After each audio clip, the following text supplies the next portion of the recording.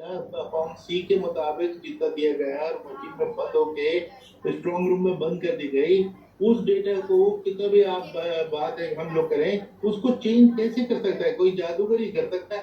और जो विपक्ष सवाल उठा रहा था कुरैशी साहब, उसकी रेलेवेंस कितना देखते हैं आप? नहीं, मैं यही जानना चाहता हूँ कि ये जो विपक्ष जो उठा रहा है, ये विपक्ष को मैं मेरी तरफ से मेरा अंदाजे के मुताबिक रीएश्योरेंस है कि देखिए प्रोसीजर पता होना चाहिए।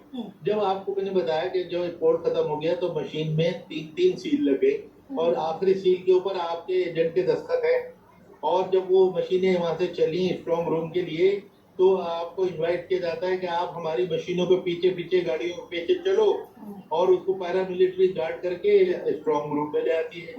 स्ट्रॉन्ग रूम खोला जाता है लोग ऑपोजिशन की मौजूदगी में, पार्टी की मौजूदगी में, उसके अंदर मशीन रख दी जाती है। वहां पे हर अंदर बाहर सब तरफ कैमरा सीसीटीवी लगे हुए हैं, आप बाहर बैठे हुए हैं।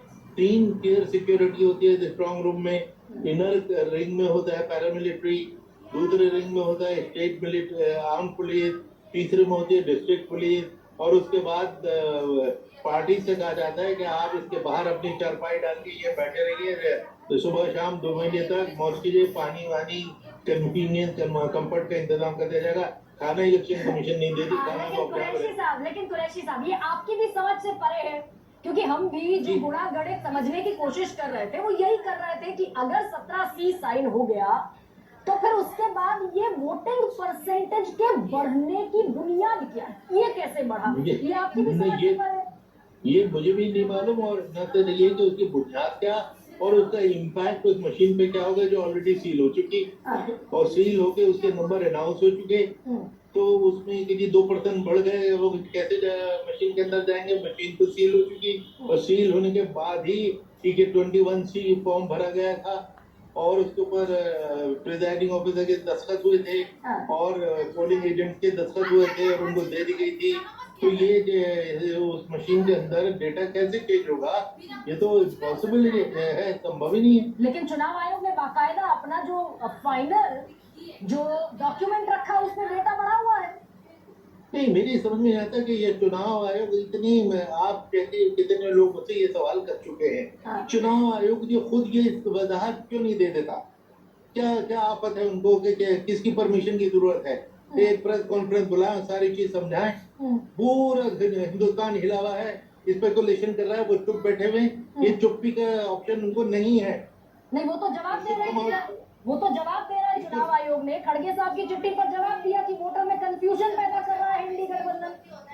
तो प्रेस कॉन्फ्रेंस करके उस कंफ्यूजन को दूर करते हैं। तो यानी कि कुरैशी साहब ये 11 दिन का, 7 दिन का, 6 दिन का वक्त लगना आपकी नजर में जायज वाजिब नहीं है? देखिए ये एग्जैक्टली, क्योंकि ये जायज वाजिब नहीं कि ये है क्या चीज मुझे नहीं समझ आ रहा, और इसकी वजाहत इलेक्शन कमीशन ही कर सकती है, तो वो चुप क्यों बैठी हुई है?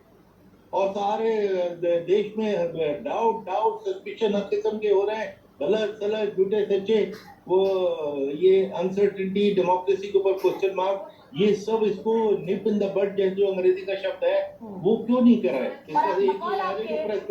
बकौल आपके 2024 से पहले ये कभी नहीं हुआ?